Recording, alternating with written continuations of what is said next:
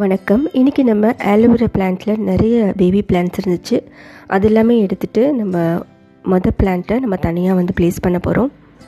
நிறைய baby plants இருந்ததுனால grow bag பத்தலை, அதனால் நம்ம எடுத்துகிட்டு மதர் பிளான்ட்டை தனியாக வைக்கலான்னு தான்.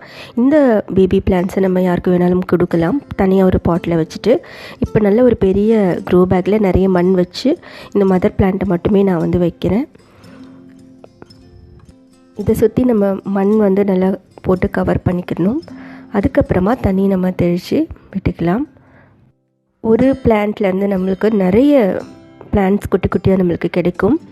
அதை நம்ம யாருக்காச்சுமே கொடுக்கலாம், இல்லை தனி பாட்டில் வச்சு நம்ம க்ரோ பண்ணலாம். நம்ம அலோவேரா பிளான்ட்டை இன்டோர் இல்லைன்னா அவுட்டோரில் கூட நம்ம வச்சு க்ரோ பண்ணலாம். பார்த்திங்கன்னா நிறைய இருக்குது. இதை நம்ம எடுக்கும்போது ரூட்ஸ் இருக்க மாதிரி பார்த்துக்கோங்க. மெல்லமாக நம்ம செடியிலேருந்து எடுத்துடலாம், ரிமூவ் பண்ணிடலாம். இதை தனித்தனி பாட்ஸில் வச்சு நம்ம க்ரோ பண்ணிக்கலாம். ரூட்ஸ்லாம் பார்த்திங்கன்னா நல்லாவே க்ரோ ஆகிருக்கும்.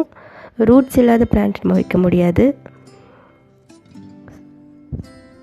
ஈஸியாக க்ரோ பண்ணக்கூடிய ஒரு பிளான்ட் இது. ஒரு மெடிசினல் ப்ராப்பர்ட்டி இருக்குது. இதை நம்ம இந்த ஜெல்லை நம்ம ஹேருக்கு கூட அப்ளை பண்ணலாம். ஹேர் ரொம்ப நல்லாயிருக்கும், ஷைனியாக இருக்கும். ஹேர் பார்க்குறதுக்கே நல்லாயிருக்கும்.